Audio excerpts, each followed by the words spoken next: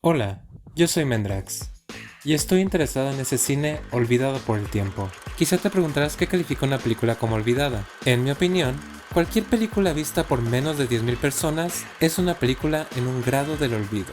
Tal vez este número te parezca muy alto o arbitrario, pero hay que tomar en cuenta los números obtenidos al combinar los usuarios que han marcado una película como vista en Letterboxd o IMDb, dos de las páginas más populares entre cinéfilos de todo el mundo. Por ejemplo, El Caballero de la Noche, según estos sitios, ha sido vista por 3.280.652 personas.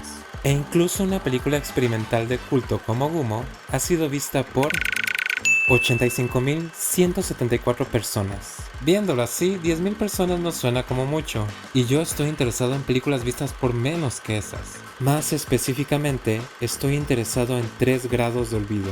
El primero sería cualquier película vista por menos de 10.000 personas, el segundo por menos de 1.000 y el tercero por menos de 100. Así que si a ti también te interesa conocer estas películas olvidadas, acompáñame en esta serie de videos donde cada semana te presentaré 4 ejemplos de películas en alguno de estos grados de olvido. En este video nos enfocaremos en el segundo grado de olvido, películas vistas por menos de 1.000 personas. ¿Estás listo? Comencemos.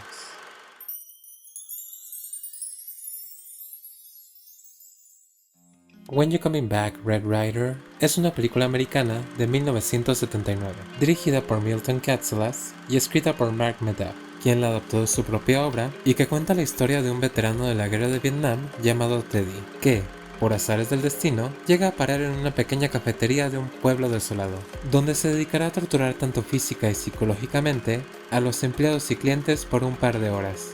Cuando esta película se estrenó en países de habla hispana, tradujeron su título a La venganza de Red Ryder, quitándole el simbolismo del título original por uno que, spoiler, te cuenta el final. Pero aún así dudo que esta haya sido la razón por la que tanto esta película como la obra original hayan sido olvidadas en países de habla hispana. A decir verdad, es una historia que le habla más al pueblo americano. Y curiosamente, en esta región la película ha tenido la mala suerte de no conseguir ninguna de las licencias de su banda sonora para su distribución en cualquier formato casero. Esta es la principal razón por la que esta película ha caído en el olvido, pues es imposible para el americano promedio conseguirla en cualquier formato a la fecha. Lo cual es una lástima porque si bien sus primeros 40 minutos son algo tediosos, en cuanto Teddy llega a la cafetería y comienza su tortura, la película se convierte en una experiencia de tensión increíble. Igualmente, es un ejemplo de que se puede contar una historia atrapante con un presupuesto bajísimo. Si te interesa, trata de buscarla en internet. A fin de cuentas, tanto su director como la mayoría de su elenco y productores están muertos, así que nadie está perdiendo dinero con que la veas de forma ilegal.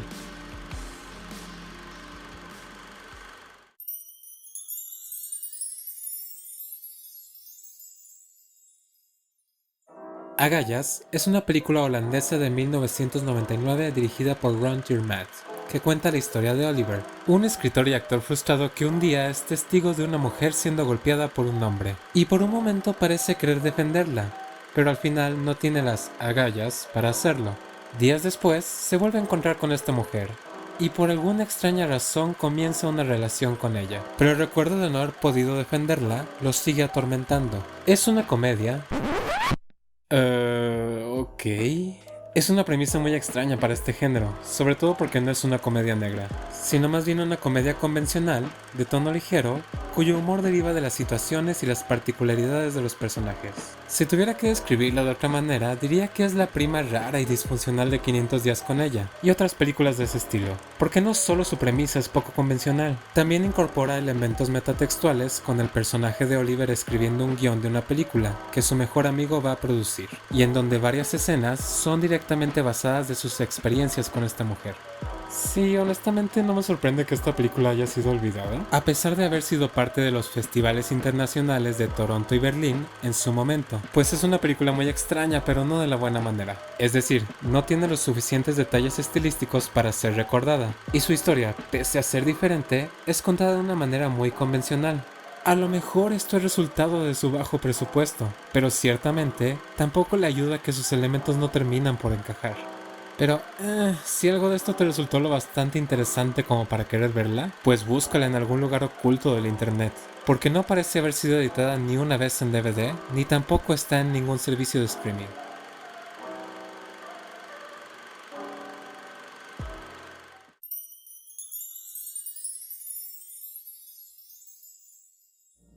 A es un documental japonés de 1998 dirigido por Tatsuya Mori sobre la secta religiosa Aum, que en 1995 algunos de sus miembros fueron responsables por el ataque de gas sarín en el metro de Tokio, dejando a 13 muertos y 6.000 heridos. Pero de hecho, el documental no se preocupa en explicar este suceso, ni entra en contacto con ninguno de los responsables. En realidad, el documental comienza un año después de lo ocurrido, centrándose en algunos de los miembros que no tuvieron nada que ver con el ataque.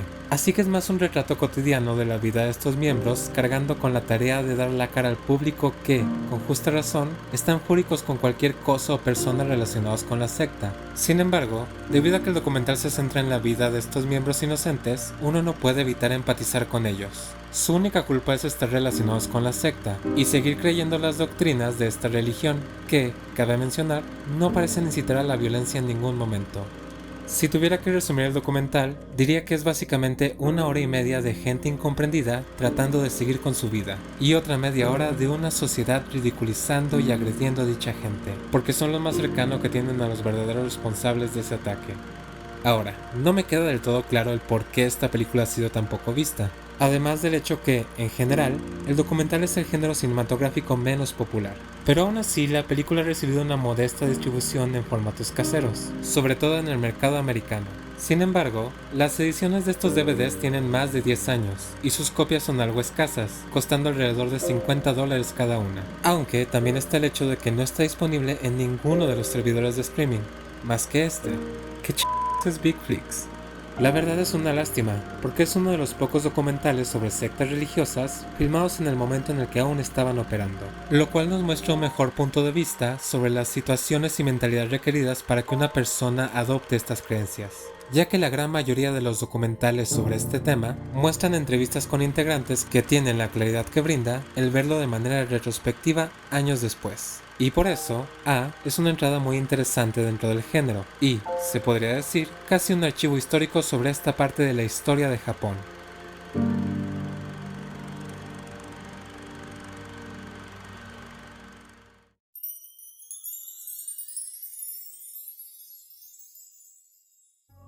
La Anunciación es una película húngara de 1984 dirigida por András Jeles y basada en la épica escrita por Imre Medak titulada La tragedia del hombre, y que cuenta la historia de Adán y Eva, empezando por el momento en el que Lucifer los tienta a morder la manzana, cosa que, como ya sabemos, les brinda conocimiento y les arrebata el paraíso. Pero, en esta versión, Lucifer le promete a Adán conocimiento incomparable y, una vez fuera del paraíso, cumple esta promesa al hundir a Adán en un profundo sueño, donde será testigo de toda la historia de la humanidad. Así que Adán viaja a través de las épocas, desde el Imperio Romano hasta el Londres de los años 20, y concluye que la humanidad está destinada a una autodestrucción inevitable.